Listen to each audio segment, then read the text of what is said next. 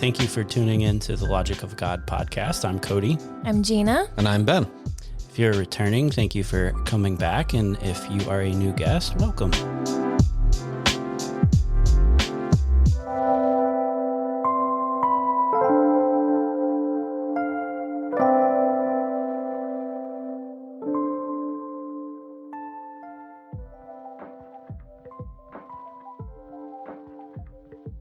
So now we're in Genesis 45.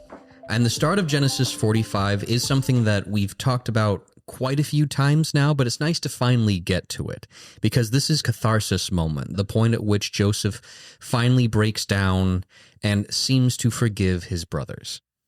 Yeah, so Genesis 45, I'm reading from the ESV. Then Joseph could not control himself before all those who stood by him. He cried, "Make everyone go out from me." So no one stayed with him when Joseph made himself known to his brothers. And he wept aloud so that the Egyptians heard it, and the household of Pharaoh heard it. And Joseph said to his brothers, "I am Joseph. Is my father still alive?" But his brothers could not answer him, for they were dismayed at his presence. So Joseph said to his brothers, "Come near to me, please." And they came near, and he said, "I am your brother Joseph, whom you sold into Egypt.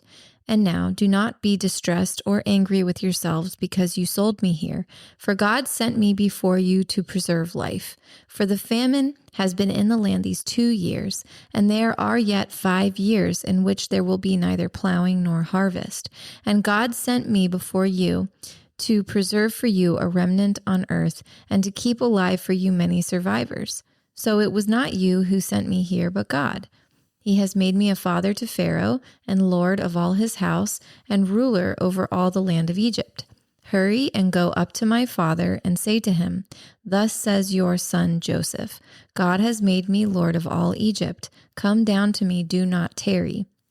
You shall dwell in the land of Goshen, and you shall be near me, you and your children's children, and your flocks, your herds, and all that you have. There I will provide for you, for there are yet 5 years of famine to come, so that you and your household and all that you have do not come to poverty. And now your eyes see, and the eyes of my brother Benjamin see, that it is my mouth that speaks to you. You must tell my father of all my honor in Egypt, and of all that you have seen. Hurry and bring my father down here." Then he fell upon his brother Benjamin's neck and wept, and Benjamin wept upon his neck, and he kissed all his brothers and wept upon them. After that, his brothers talked with him. So there's so many different pieces here that as I read it again, I'm like, man, every time I read this, I get something new. And as I'm reading it and just like reading the weeping that's happened where he wept on everyone, it's like this baptism. And it's just beautiful. Like he's broken. Like every time we see him interact with his brothers prior to this point, he doesn't weep with them. He just can't open up that way. And I think initially he didn't even want to. I think there was definitely a lot of anger and a lot of hatred that he had stored in his heart toward his brothers. And we saw initially he didn't have very strong reactions to them being there, at least strong emotional positive reactions. And it's only after they admit that they did something wrong in front of him without realizing that he could understand them that he has a reaction and he has to leave. But it's that confession, it's that remembering that causes him to feel the pain. And he only has the really strong emotional reaction towards seeing Benjamin. And obviously that makes a lot of sense. But now that Judah has made this act of self-sacrifice and he sees that his brothers, or at the very least Judah, is a good man. But I would argue he sees the rest of his family in a more positive light now. The emotional barriers that have been up within him are broken. And now the floodgates have essentially been broken open, and we see something of the old Joseph come out here, which is good. It reminds me of how we are supposed to react to the cross, because I think what Judah has offered here is not common. It's not like, I forget which early church father said it, but it was like, they won't do anything out of love in the former chapters. But now here you see this act of devotion, not just for Benjamin, but also for their father. And Jacob has said stuff that's pretty mean, like that they're not his sons like they're not his legitimate sons. He's implied things. Benjamin and Joseph are his only acknowledged sons. And yet these boys are super, super loyal, and it's not always deserved. But Judah here sacrifices. He puts himself up on an altar. And I think that's very moving and profound to Joseph. Like, people didn't necessarily do that back then. You don't hear a lot of stories in the Bible about that. You don't hear about people just offering themselves up to be put into the same position as the person who's accusing. And I don't know, like, I think that should strike us the way the cross should strike us. Like, it hit Joseph exactly where God needed it to. The way that we should react to the cross. Like, I had a women's group that I was in a couple of years ago, and they were all talking about all the shows that they liked to watch and the books they liked to read. And I was like, oh, cool. So you like Outlander, you like Game of Thrones, you like violence. What about the Passion of the Christ? How do you feel about watching your Lord and Savior die? And I was pretty flippant, and I think I could have been softer in my delivery, but I'm a brutal person sometimes, and I'm blunt, and I say things off the cuff. And it's just strange that you could tolerate seeing a pregnant woman get stabbed in the belly on TV, but you can't tolerate something that actually happened to Jesus. So I was trying to point that out and hold them accountable. They didn't like it, but Joseph here, I think, is being hit in that same way. Like, you get indoctrinated, you get assimilated into your culture, and it numbs you, and you're not used to seeing the Hebrew way of life or this sacrificial love or this covenant theology that he was raised in. And Judah's not only saying that he's going to give himself up, but he's saying, I made a promise and I need to keep it. And you saying that this is done at the right time. In Romans chapter 5, starting at verse 6, for while we were still weak, at the right time, Christ died for the ungodly. For one will scarcely die for a righteous person, though perhaps for a good person one would dare even to die. But God shows his love for us in that while we were still sinners, Christ died for us. Since therefore we have now been justified by his blood, much more shall we be saved by him from the wrath of God. We see so much of that in this story. The brothers don't really deserve mercy. They haven't done anything, really, to atone for what it is that they did to Joseph. And I think we can all agree that from a worldly perspective, and I think we'll come to this multiple times, and Cody and I and Gina have talked about this a few times outside the podcast. From a worldly perspective, what Joseph does isn't really wrong. None of what he does is really wrong from a worldly perspective. From a worldly perspective, he deserves justice. He deserves revenge, and the way he was going to go about it, while rough, it fits the crime that was done to him, and so you could argue meets justice in some crooked way. But what Judah does is he sacrifices himself for his brothers, for the unrighteous. And what we see in Romans is that this mentality that's common amongst the whole earth, that all of us adhere to, we're not going to give our lives for unworthy people. If someone's a really good person, we might give ourselves for them. But Judah exemplifies the sacrifice of Christ in that he gives his life for people who don't deserve it. Not just Benjamin, because Benjamin is a decent guy as far as we can tell, but his brothers who he knows are guilty. You also see the contrast of the chapter about Judah here. Like, his sons were all caught up in the idea of being the firstborn or carrying on the household as the chosen son. And Judah here is basically saying, I'm okay not being the favorite son. I'm going to lay down my life, even though like I am technically next in line above Benjamin, but I'm going to let Benjamin have it because I know that's the one my dad loves. So he is sacrificing his own position in the house. In previous chapter, I think Joseph was playing with that when he gave him the multiple portions. We discussed how that was usually backwards, like the oldest gets first pick, then to the youngest. And you have Judah here basically saying, okay, like I'm okay with who my dad has chosen as the next in line to be the patriarch or the head of our clan, and I will sacrifice myself for the clan, the betterment of the whole here. And it's not even that choosing Benjamin was right, because it's pretty clear it isn't right. The way that Jacob has been treating his sons has always been unjust. It's been very cruel. But the brothers are acknowledging that they've been cruel too. And I think they're saying like two wrongs don't make a right, but we have to love each other and move past this. I don't even know that they're making any demands of Joseph at all. No, for just the whole family, not necessarily including, I think they are including Joseph because they continuously in previous chapters included him in their numbers, but it was this idea of Joseph, not the tangible Egyptian Joseph. But like, I do see Judah saying, I don't want my dad to die like this. I don't want my brother to go like this. I want my family to be as whole as they can. And if that's what my dad needs, so be it. The sheer amount of selflessness, it's not there's no, I don't like it. There's no kicking and screaming. There's no, I demand. It's all humility. He's on his hands and knees. He's begging this man with all the power in the world. He has nothing to offer except himself. And he probably doesn't even feel like it's that much because his whole life he's been told he's not worth very much. But it's all he has to give. And the story of the woman who gives the 2 copper coins in the temple. That was everything she had. And this is all he has. What a precious gift, a humble gift. And I think Joseph can clearly see that. And how can you still be angry at that point? There's a moment for each believer where Jesus strikes our heart with a pickaxe.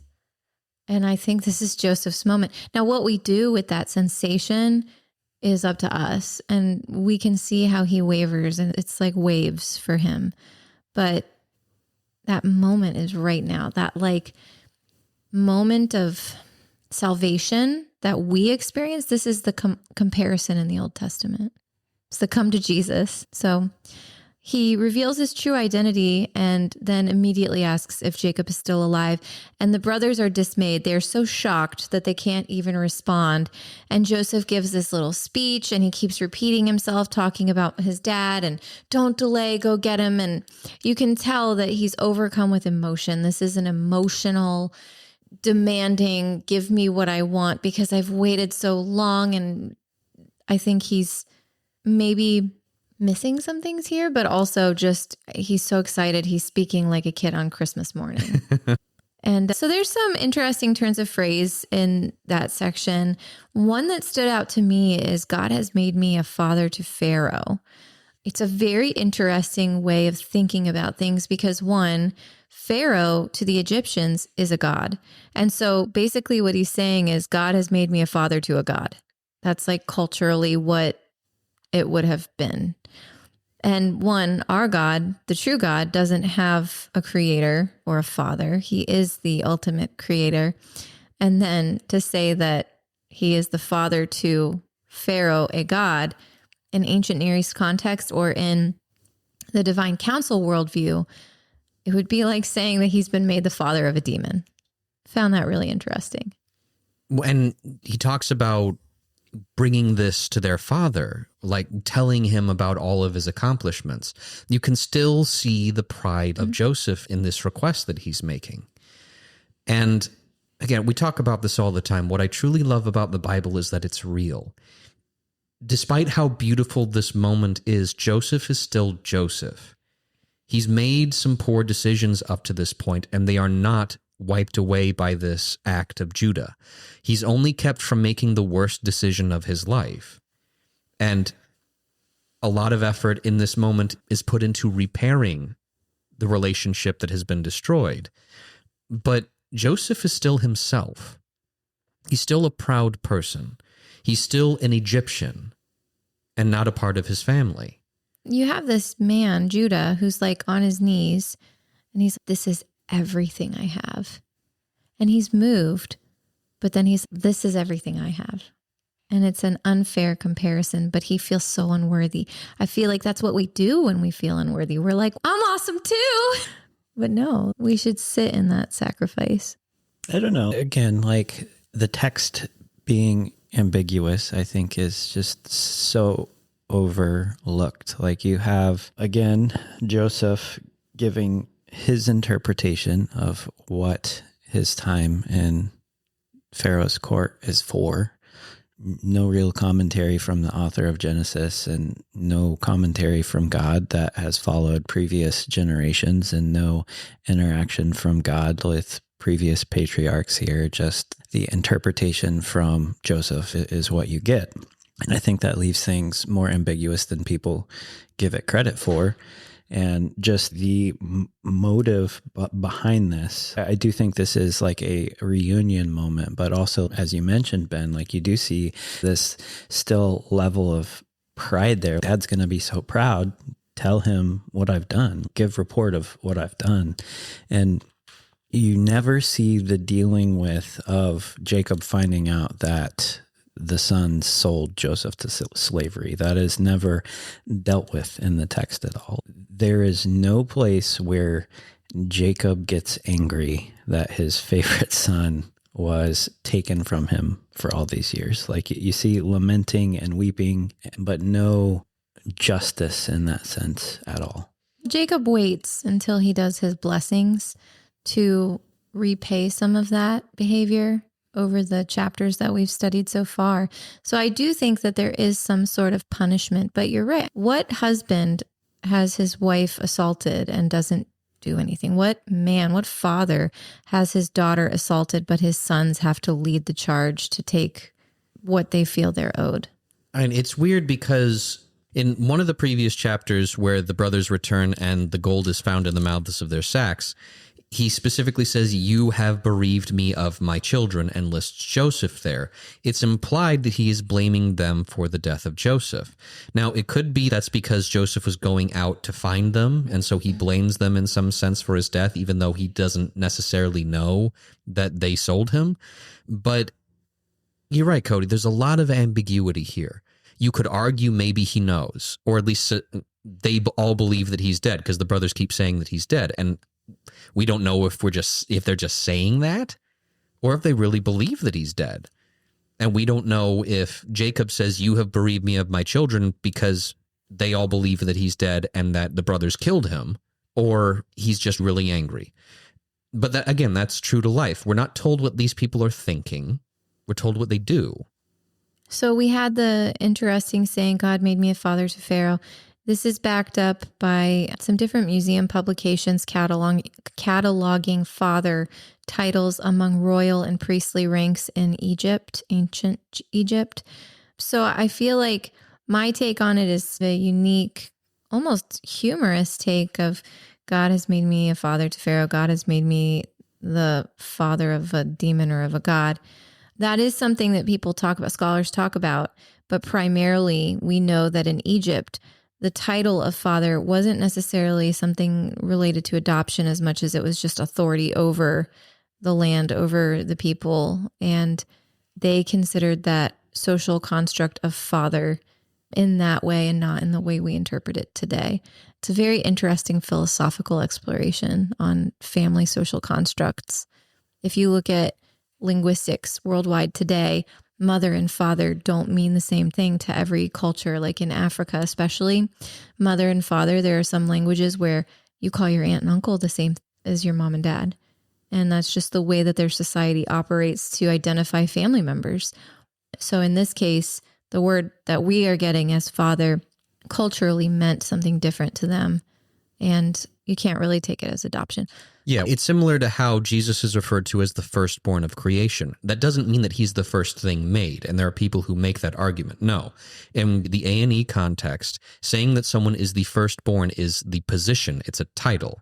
He has the highest measure of authority over all creation. That's what it means. Mm-hmm. Yeah, referring to someone as father or firstborn, those can be titles as much as they can be actual positions that you gain through birth. It is a layer of those Easter eggs that God gives us today in what we can study, because you have Father Abraham, the father of Israel, but then you have Father Joseph, the father of Pharaoh.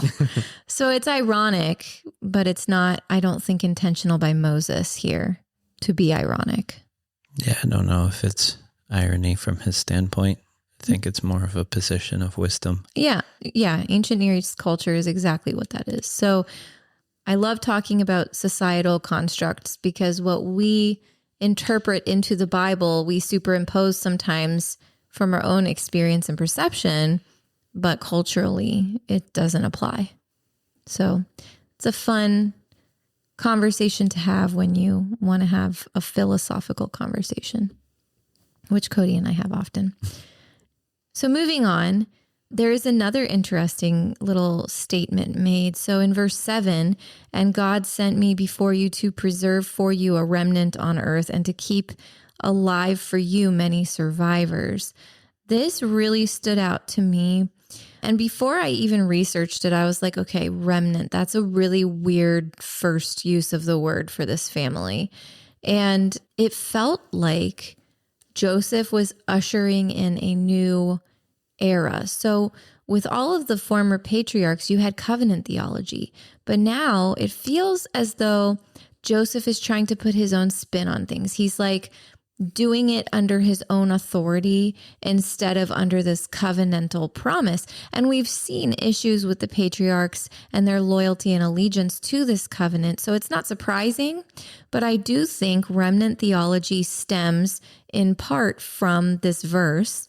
And that is backed by scholars. As I did my research, I was able to feel confirmed in that.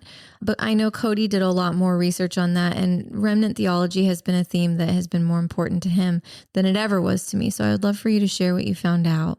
We covered this over the past couple episodes a little bit, but like the idea that Joseph here is basically confirming that they're going into exile. Like the remnant idea is there's going to be this multitude of people, but it's going to be a purification process where only a few are going to make it out. So he's prophesying here almost of what's going to happen in Egypt without being fully upfront with what is going on.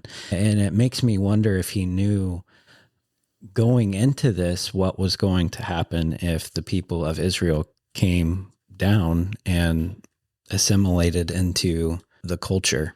Because, and I think that I brought it up in previous episodes, but I think this is where this is like a proto exile of Egypt. You have this idea where any of the other assimilations, or when Israel becomes enslaved by another, like the Assyrian Empire or Babylonian Empire, and they're exiled, you have this assimilation of their culture, like terrible leaders leading them into this assimilation process, or being okay with other cultures coming into their own and intermingling with their own. And you have this purification process that follows because they've let a lot of other people in. And even in the Exodus, you see this exilic motif of they did not trust God enough to go into the promised land.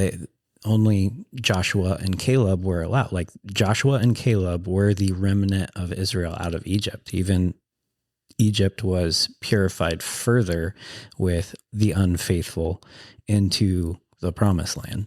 And you have this departure of, like you said, Gina, this covenant mentality. Like with covenants, there's usually two sides. Like you have the God's faithful side, which we know he's going to preserve his side of it, and that's the remnant. But you also have the side that the Abrahamic line is supposed to, it's not just the circumcision, like that was the sign of the covenant, but you have the position that the Israelites were supposed to hold, or the Abrahamic line from that covenant was supposed to continue in faith and going where God leads them.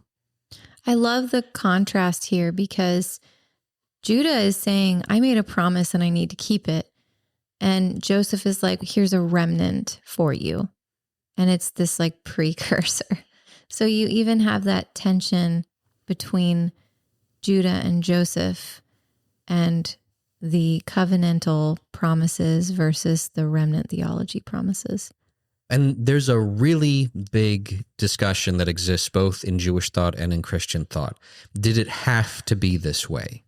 Because the way that Joseph is talking about it, it sounds like God is setting this in place. God is forcing it to be that there will be a remnant.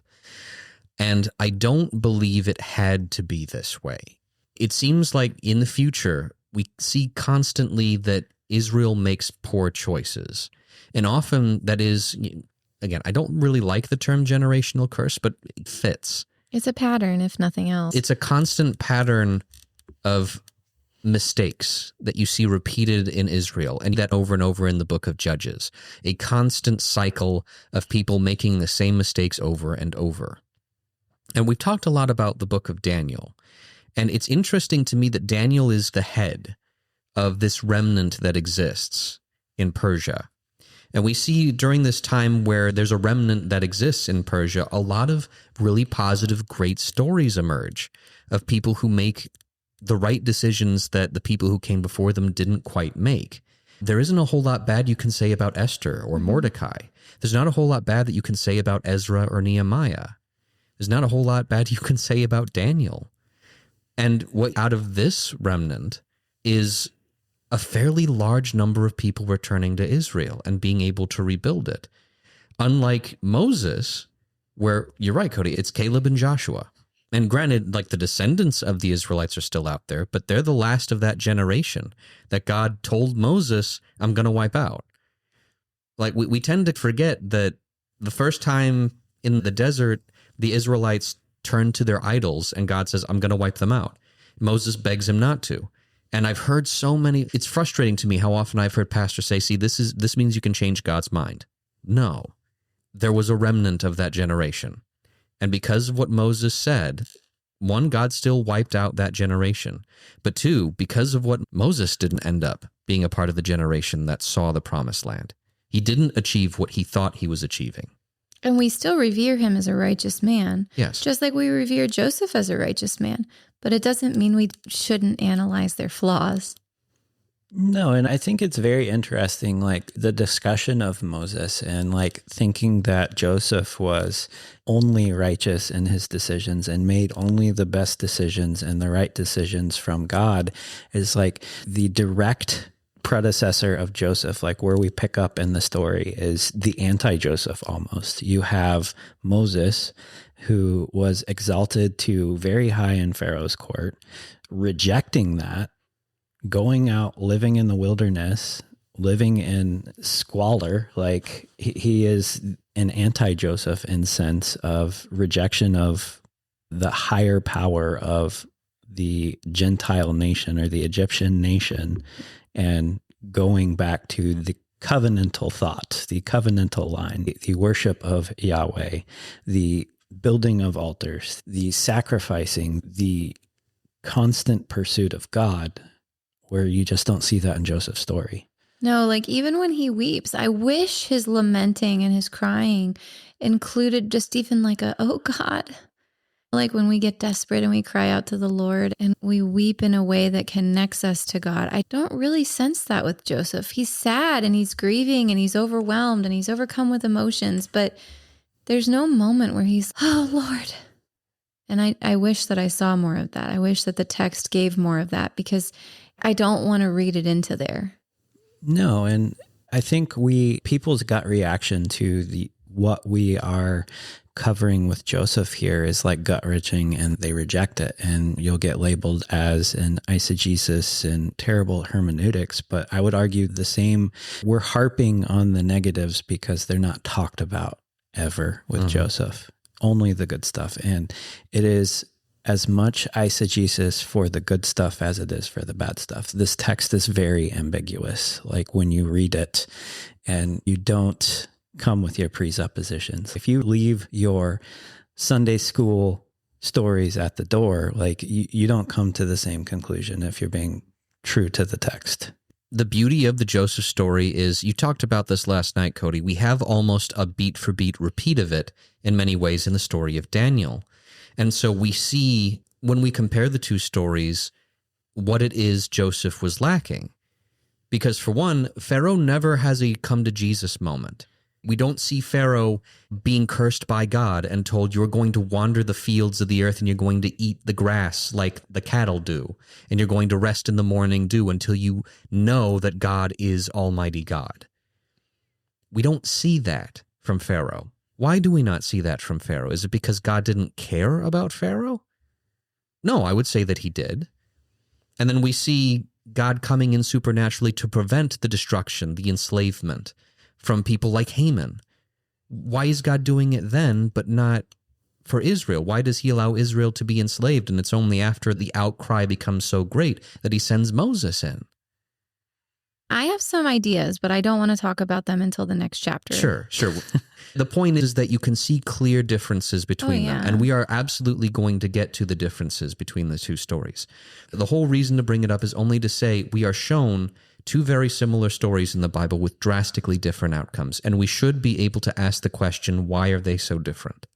If you listen to this podcast and you go to your pastor and you're like, why don't you teach it like this? And they're like, because the Bible is the Bible and the Bible is perfect and you just need to accept it. And because I feel sorry for you and I hope you contact us because you don't deserve that. Your Bible study should be more impassioned.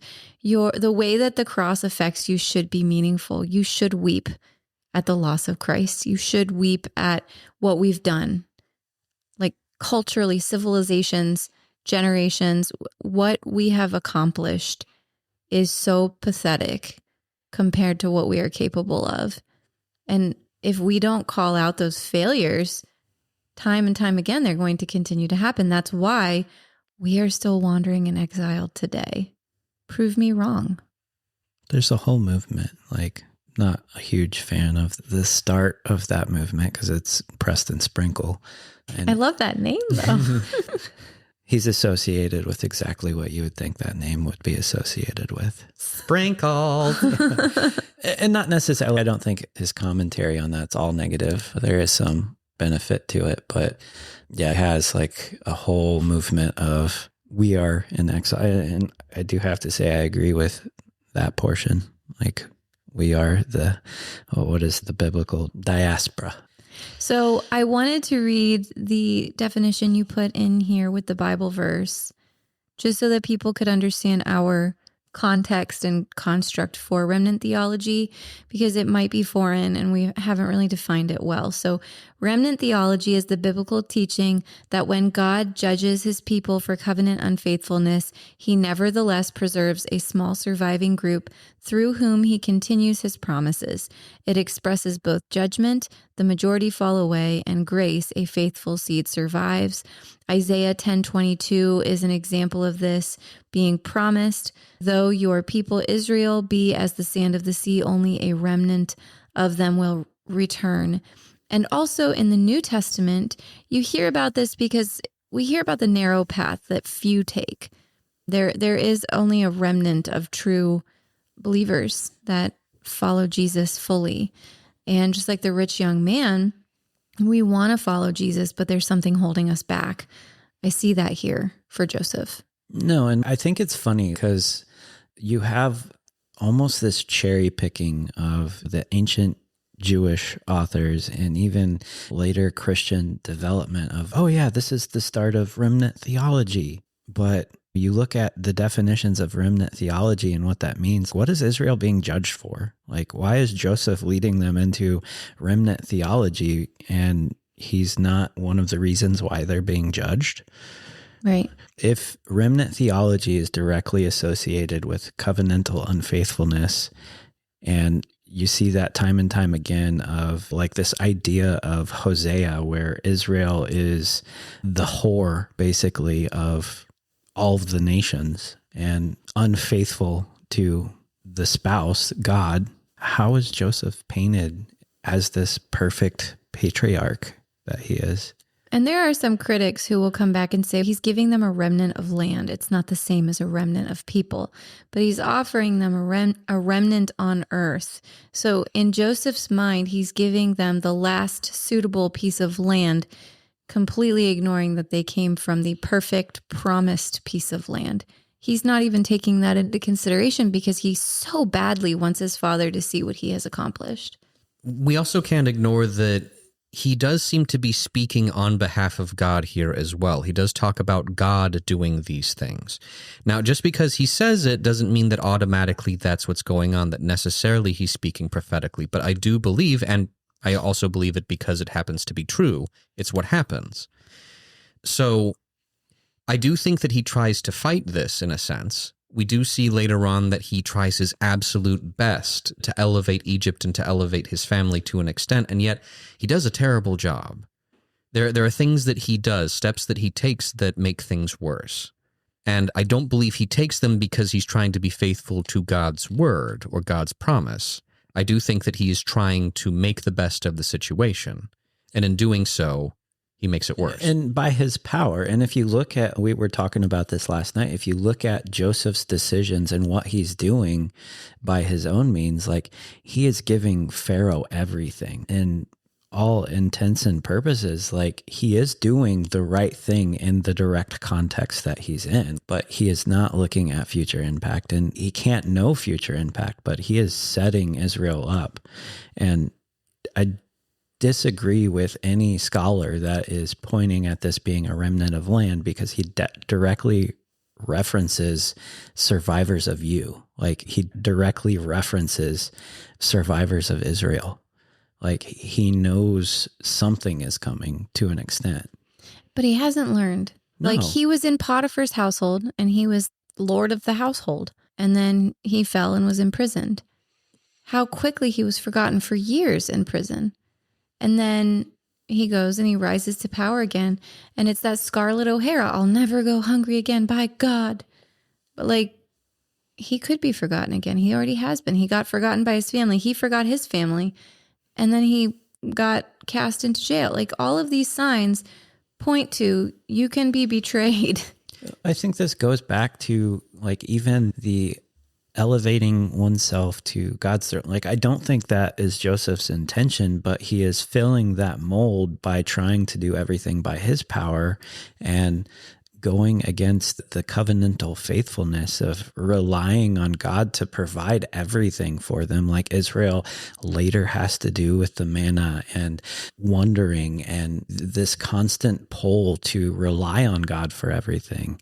And he is trying to do it from his own power. And if you purely look from a power perspective or from a taking God out of the picture, he does everything right.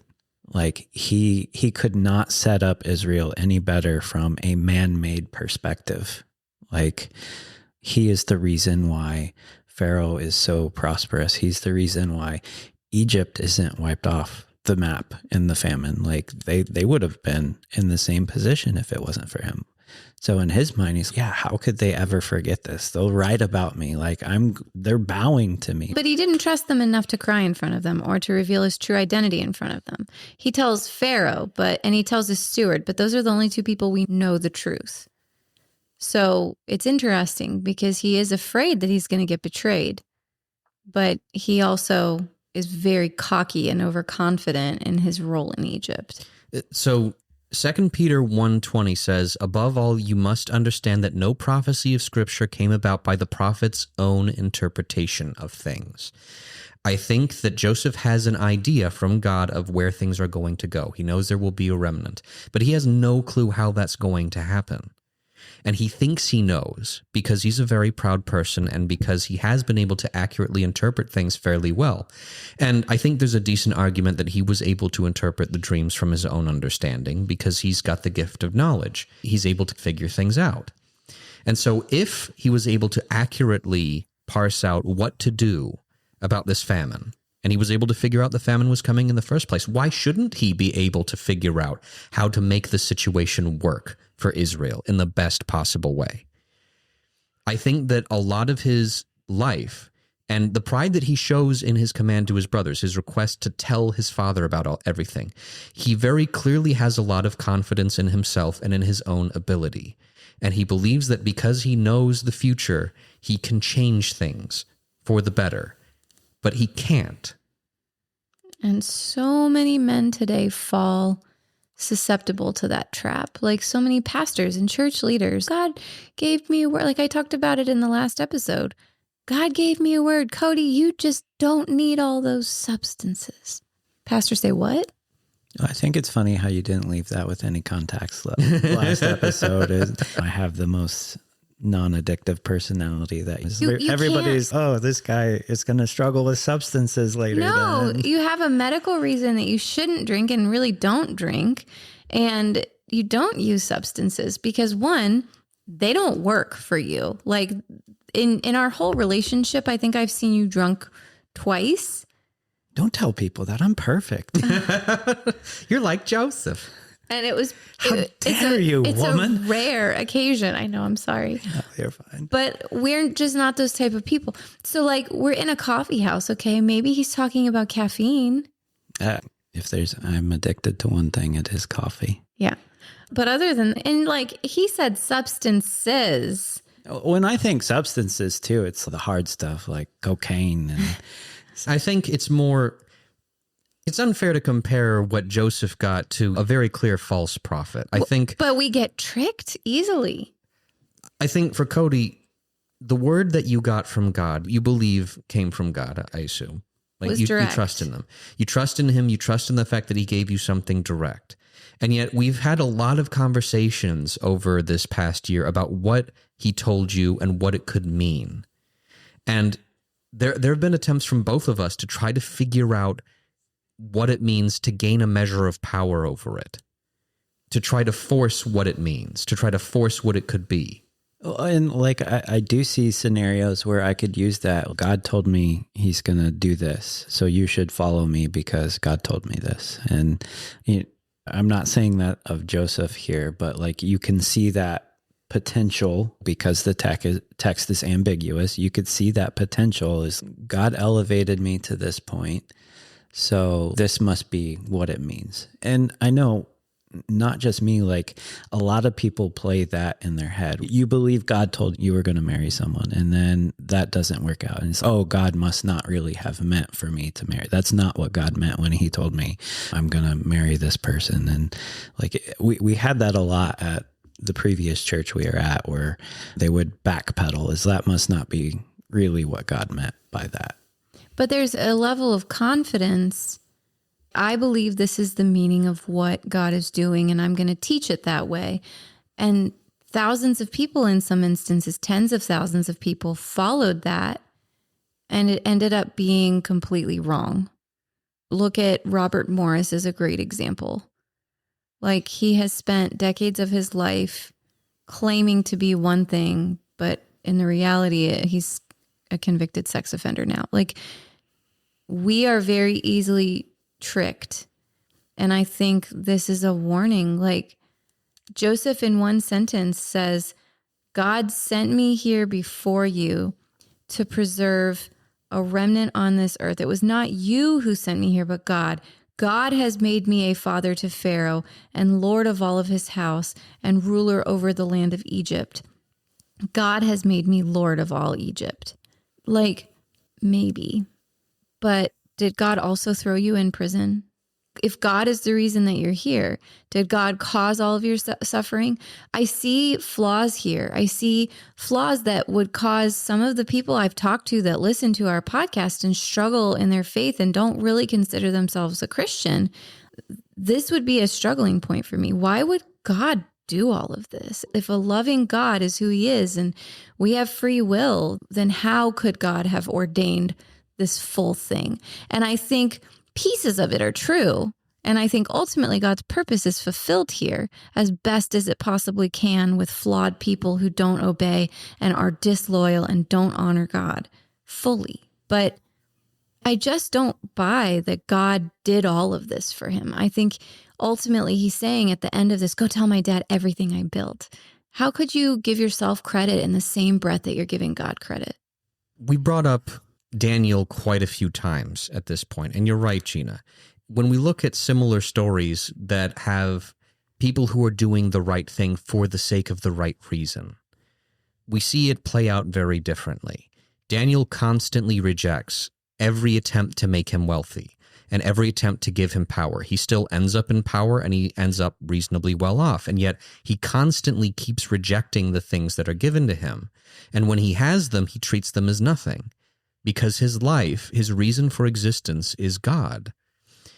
And we see that Joseph gets a lot of mileage out of his own effort and his own wisdom. He accredits those to God, just as we can say that God has given us life. But that doesn't mean just because God has given us life that everything we do in our lives is of God.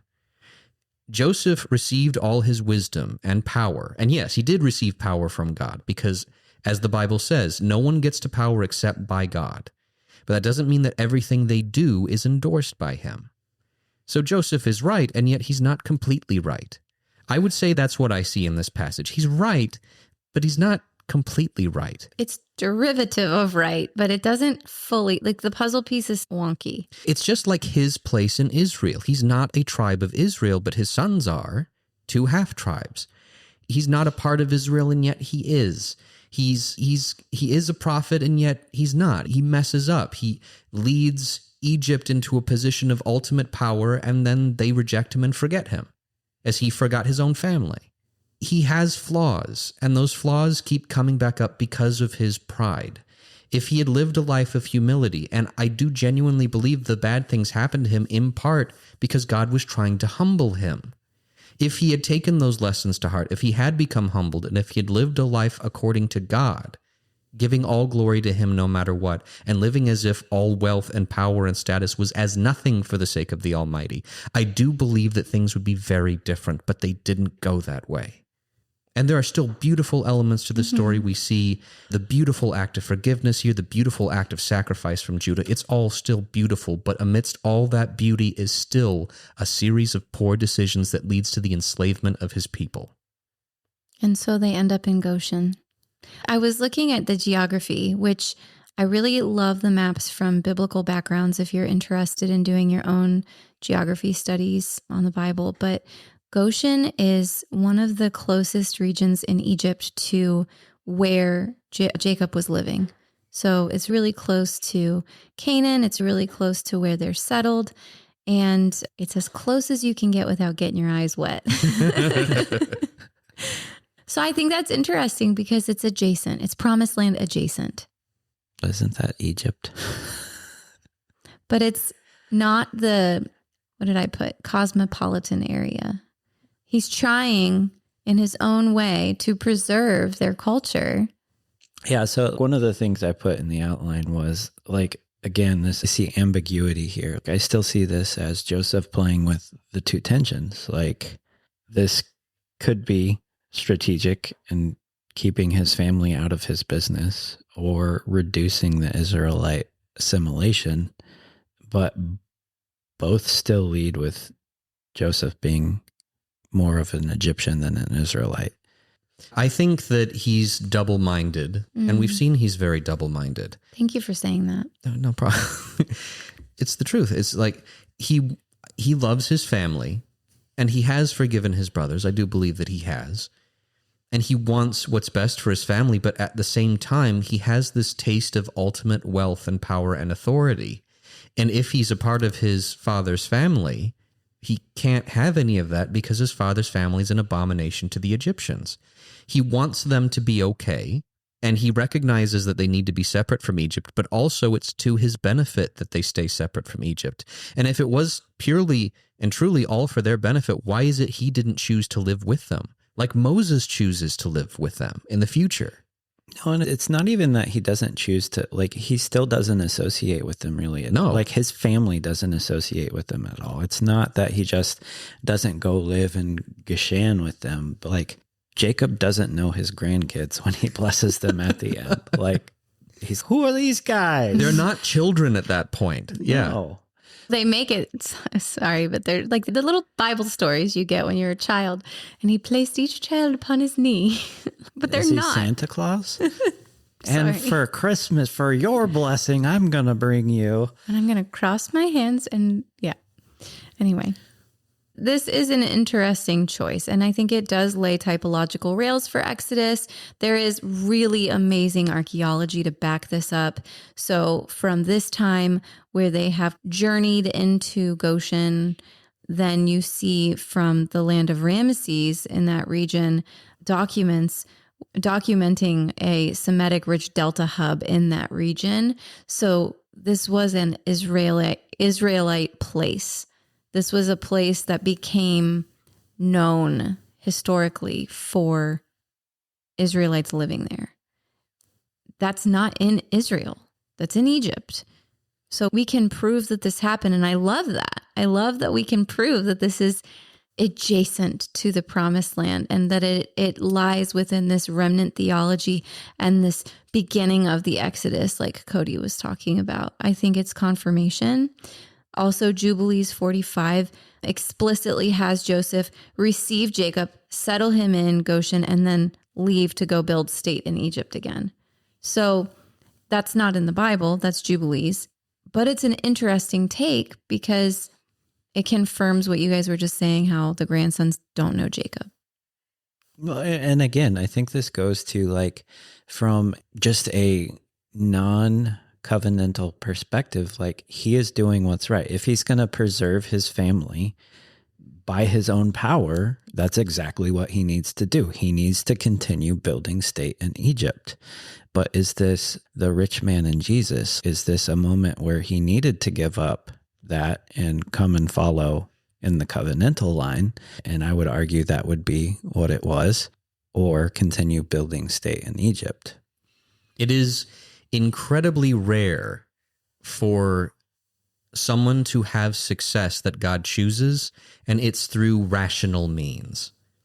When you look at the story of Gideon and the 300 men, that's one of the most irrational things that a person could be asked of, to have an army of thousands. And God says, nope, get rid of them.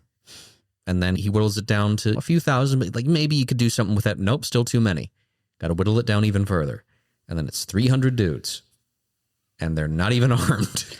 Well, that's like a biblical theme that continues to pop up, like marching around the walls of Jericho. Like, what kind of military tactic is that? Pouring water on altars and then lighting them on fire after the Baal worshipers couldn't do it. What kind of tactic is that? The choosing and anointing of David, like the little ruddy one. What kind of context is that? And like you saw the Israelites pick Saul because he was beautiful. He was a head taller than everybody. God chose David, the runt of the litter. And then that same guy goes off to fight a giant. Yeah, and turns down the man-made armor and uses a slingshot. And when does God choose the practical method to show his power? I love the dichotomy here of he's happy to have his family back. And he weeps. He's so happy. He finally lets somebody see him cry. And then he immediately goes off and does his own thing. It's just, it doesn't go together. And it reminded me, like Cody and I talked about this a little bit yesterday. It reminded me of, so I'm adopted. I got adopted when I was like 4 months old out of foster care.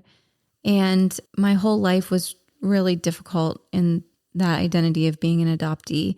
And then when I got married, the year that I got married, I got baptized, and I also found my biological family. And one of the things that happened was, like, I always had a feeling that finding them was going to be weird and that I probably wasn't welcome. But I did it anyway because it was something that I hyper fixated on for a really long time. And once I turned 25, the state of Ohio released the adoption records and birth certificate and everything. And so what had been concealed from me, I was able to petition for legally and use that information to find my siblings and my biological mom.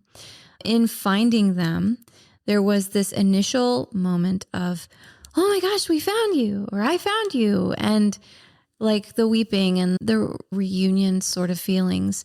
But one of the things that I did that I regret, I kept saying, I'm fine. It's fine. Like, it's fine. I'm fine. Like, you did the right thing, even though I didn't have a very happy home life growing up. And it was a very neglectful environment. And my adoptive mother has a lot of psychological problems, not to mention spiritual problems. I totally lied to them and I was like, no, dude, I'm fine. Don't worry about me. And I see that here with Joseph a little bit. And I think my fakeness caused division because for the last 10 years, I haven't talked to my biological family. I have a brother that reached out recently that wants to get to know me, and we've been chit-chatting. But I feel a little bit like Joseph here, where he's, come near to me, please. I'm your brother, but don't be distressed. Everything's going to be okay. I'm fine. And then he's saying it while he's crying. So he's clearly not fine. And he wants to provide. He wants to make sure that they're good. But then there's also this really broken, hurt piece. Like, why did you do this to begin with? And why is this my lot in life? And why did I have to work so hard to get everything that I have and be betrayed so many times? All of the layers that we've shared. And instead of being like, yeah, this sucks, he's saying, I'm fine. And we'll get to it later because it's not in this chapter. But after Jacob's death, the brothers get together and they're like, Joseph probably still really ticked off about the whole enslavement thing. So we got to nip that in the bud right now. We got to go talk to him and like offer ourselves up as his slaves. And Dad said. Yeah, just let him know. Dad said. Did he actually say it? We don't know. Again, ambiguous, but from the context, it seems like they made it up. It does. It's just important that it's like that joke when a man asks his woman what's wrong and she's, I'm fine. Red alert. Everybody all men to battle stations. What did I do? Replay the entire 24 hours in my head. Is it my fault? Is it something else? Should I ask? Yeah, I see that here. It's that I'm fine. It's fine. Don't worry about it. And like later in this chapter, as we read the scriptures, funny story. I said this was going to be a short episode and I think we've been recording for over an hour. Moving on. You just never know. But I think there's like a trap there. And again, like what I ended the last episode saying, I'm finally being vulnerable in ways that I've never allowed myself to be vulnerable. One, it's so much more freeing. Two, I don't care how people receive it because that's not the point. And I wish that Joseph could have been like, instead of, I'm so rich and successful, tell my father, I'm fine. He was like, yeah, man, you have no idea what it took to get here. But at least he still does weep with his brother. Oh, yeah, he weeps and I weep. But that ongoing forgiveness of rejection and hurt and just the layers, it's very difficult to process and get over. And I wasn't sold into slavery. I was just given up as a baby. So it's different. But I felt that, yeah, I'm fine. Don't worry about me. And I wish I'd handled it differently. And I wish Joseph handled it differently. Absolutely. I do think, whether it's true or not, like this was a part of God's plan. Mm-hmm. And we talked about how he may very well have even met Jesus on his way out to see his brothers. And if that had not happened, his brothers never would have sold him into slavery. God may have well known what was going to happen and used it. But I think ultimately it doesn't change the fact that what the brothers did was wrong.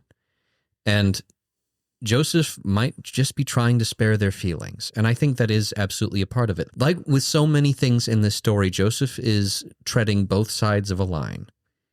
He doesn't want the confrontation of dealing with what happened, but he also doesn't want the confrontation of the wealth and the splendor because he puts them in Goshen. For the moment, all he just wants to do is weep with his brothers. Yeah. And save, like pseudo save them. Yeah, I think like we've said, I think he does practice genuine forgiveness. I think he does genuinely weep with his family, but he still has his guardrails up. Like he still is, and rightfully, like you can forgive and not forget. Like we've talked about that. He's still cautious, I think, and either living with the trauma or dealing with it and processing it while he's in this season of forgiveness. All right, let's keep reading the scriptures. So I'm at verse 16. When the report was heard in Pharaoh's house, Joseph's brothers have come. It pleased Pharaoh and his servants. And Pharaoh said to Joseph, say to your brothers, do this, load your beasts and go back to the land of Canaan and take your father and your households and come to me, and I will give you the best of the land of Egypt, and you shall eat the fat of the land. And you, Joseph, are commanded to say, do this, take wagons from the land of Egypt for your little ones and for your wives, and bring your father and come. Have no concern for your goods, for the best of all the land of Egypt is yours. The sons of Israel did, and Joseph gave them wagons according to the command of Pharaoh, and gave them provisions for the journey. To each and all of them he gave a change of clothes, but to Benjamin he gave 300 shekels of silver and 5 changes of clothes. To his father he sent as follows: 10 donkeys loaded with the good things of Egypt, and 10 female donkeys loaded with grain, bread, and provision for his father on the journey. Then he sent his brothers away, and as they departed he said to them, do not quarrel on the way. So they went up out of Egypt and came to the land of Canaan to their father Jacob. And they told him, Joseph is still alive, and he is ruler over all the land of Egypt. And his heart became numb, for he did not believe them. But when they told him all the words of Joseph, which he had said to them, and when he saw the wagons that Joseph had sent to carry him, the spirit of their father Jacob revived. And Israel said, "It is enough. Joseph, my son, is still alive. I will go and see him before I die." I wonder if, secretly Jacob and Joseph plotted in his youth that he was going to take over Egypt one day, and that was the secret message that convinced Jacob that Joseph was still alive. I'm joking, but I don't really see anything that Joseph said in his speech that would have been highly convincing. Like when you see a massive entourage that would have been very expensive, and you see a whole bunch of donkeys and stuff, an enormous amount of wealth, and also Benjamin is coming back. All of his sons are back at this point. It would be hard to look at all that and be like, okay, this is totally some kind of prank. It feels like at that point, it's pretty clear, what other explanation could there possibly be? Yeah. But even you can see why Jacob is very hesitant to believe, because this is a pretty outlandish story. And then, okay, you have Pharaoh who's happy for Joseph. So why all the secrecy? It's very interesting here that Pharaoh commands Joseph to do really nice things for his family, as if Joseph wasn't already trying to do those things. Pharaoh's, let me make it even fancier. Yeah, I think there is an element of Pharaoh trying to take credit for things. Oh no, Joseph, look at how great I am. Look at how awesome I am. I'm doing great things for your family. I'm doing great things for you. And yet there's an element of tone deafness here, where he talks about how they're going to be able to eat off the fat of the land, everything that is great, all that is good here, everything. In a famine. Yeah, in a famine, everything great is going to be given to them, and they can have as much as they want. It'll be amazing. And yet at the same time, they're going to be kept very far away from the rest of Egypt. I'm not certain if Pharaoh understands who his brothers are or who his father is. I'm not sure. I don't know. After Jacob dies, Egypt does mourn for a very long time. I do think that he knows, and that Egypt knows, that these guys are what would be considered abominations. And yet it is weird because they are kept separate and distinct, and eventually the Egyptians objectively treat them as inferior and as slaves. So it is weird. There's still that measure of duality here. Yeah, I also see, and I'm going to tick off any Jewish listeners that are potentially listening to this, but I still see this as the covenantal faithfulness for the Gentiles being played out here more than the remnant of Israel. You have Pharaoh blessing Israel here and prospering because of that. And it's not till they turn on Israel that they stop prospering. But you also have Israel coming out of their covenantal faithfulness and going to be punished for that. You have whoever blesses you will be blessed until they stop blessing Israel, and then all hell breaks loose on Egypt. I never thought about it this way, but when you think back to Potiphar and Joseph, there's very much a same kind of thing as what we see here, and what we eventually see in Israel, that as long as, Joseph is basically a slave in the house of Potiphar, and yet he's treated very well while he's there, even though he's a slave. And the house of Potiphar is blessed because he accepts and gives good treatment to Joseph, blesses him in a sense. And so his household is blessed, and eventually he's thrown out, and then that blessing is gone, when he could have stood by Joseph, who he knew was innocent, and done the right thing. He chooses to do the wrong thing.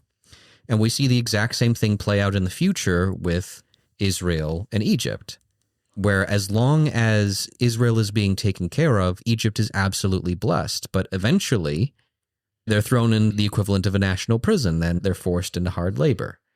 I do think it's really weird. The command from Pharaoh versus Joseph's request of his brothers to bring their father. Joseph says, bring everything. Pharaoh says, have no concern for your goods, for all the best of the land is yours. It's interesting because in previous generations, when Egypt is concerned, that's exactly what happens. It's repetition. But in this case, Joseph rules over whatever Pharaoh has said, and they end up bringing everything they have. It could be that he was saying you don't have to worry about your oxen or about your animals because all that is good they will have, the best of everything. But it could be... I think he's saying he doesn't expect anything from them. He's not asking them to do what Joseph is doing. He doesn't expect that. They can do whatever they want. Yeah, they're not going to have to bring anything into the relationship. Pharaoh will provide whatever they need. Yeah. You're going to become his subjects. I imagine that's not what he means. And yet, as with so many things in this story, the intentions are good. And yet what ultimately ends up happening is something very bad. They become dependent on Egypt and the Egyptians, as does much of the rest of the world.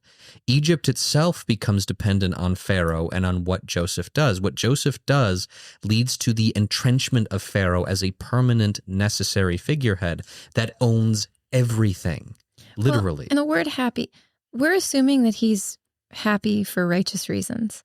What if he's happy because he finally has something that he can use to control Joseph if he needs to? What if he's happy because it gives him a greater amount of authority and time from Joseph because Joseph owes him now? He was indebted to Joseph. Now Joseph is indebted to him.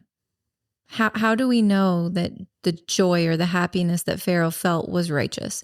He's not an Israel dweller. He's not a God worshiper. He believes he himself is a God. Historically, we know that Pharaoh was pretty careless in terms of human life. There's a lot of evidence in Egyptian culture that people got killed and were cast out and considered unclean. And I don't know, we can assume because the Bible calls certain people righteous that they were, but the Bible doesn't say Pharaoh here is righteous. So is his happiness righteous? I don't believe so. I don't think that it has to be exclusively just good happiness.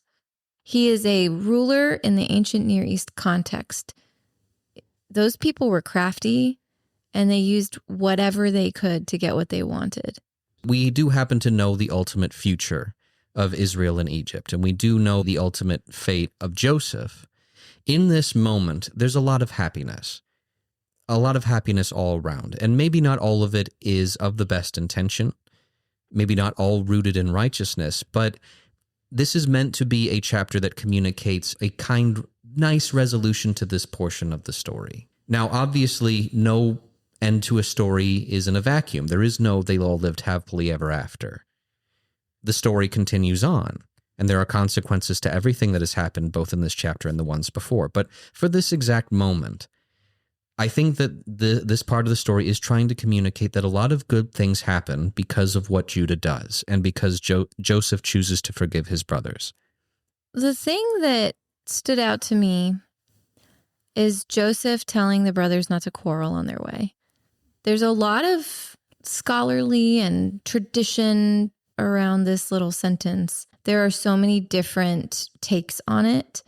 And I think this is one of those moments where maybe you have to let the Bible be the Bible and speak to you in whatever way you need to receive it. But for me, this really stood out as something to just think about and pray about, because I don't really understand where he's coming from. You have this sort of hyperactive, repetitive, overly emotional plea that they go and get their dad and tell him of all of the good things, but then he's don't fight. And he knows that they've changed. He's acknowledging their changes, but he's also calling back to this older time. And in a moment where I'm fine, it's fine, don't worry about it, but also don't fight. It feels like a dig, and I'm taking it like that. I don't know how you guys take it.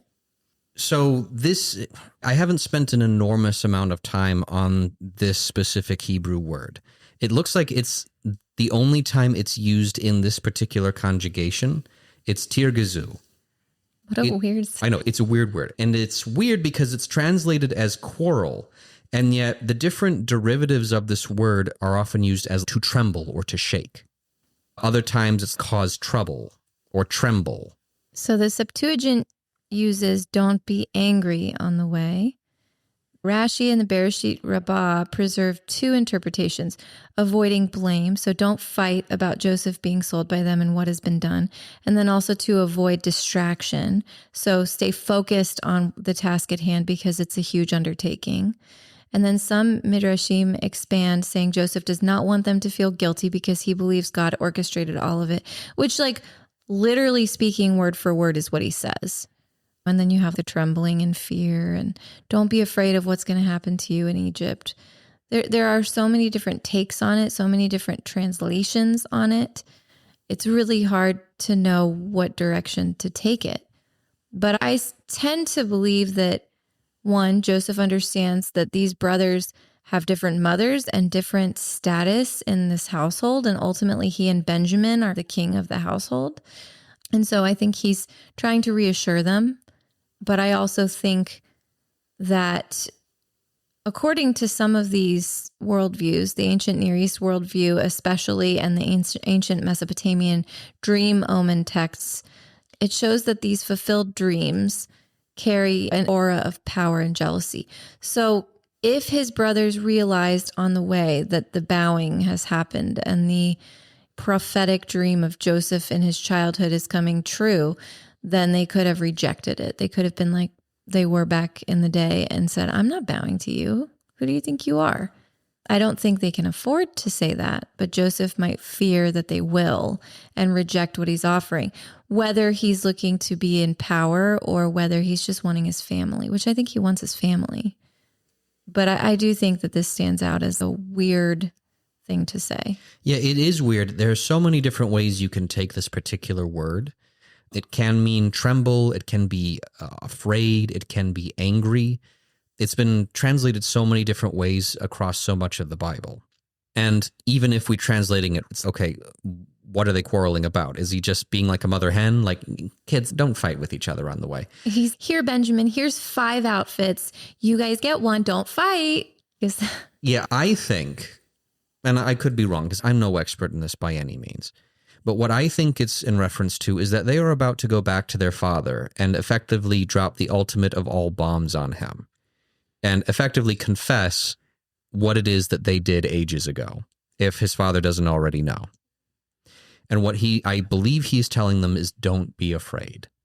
It's a different, because in the next chapter, and I don't want to spoil it, but God says, don't be afraid to Jacob. It's a totally different way of saying it. Yes. And it's that comparison between Judah and Joseph. And it's don't be shaking with fear. Don't be trembling.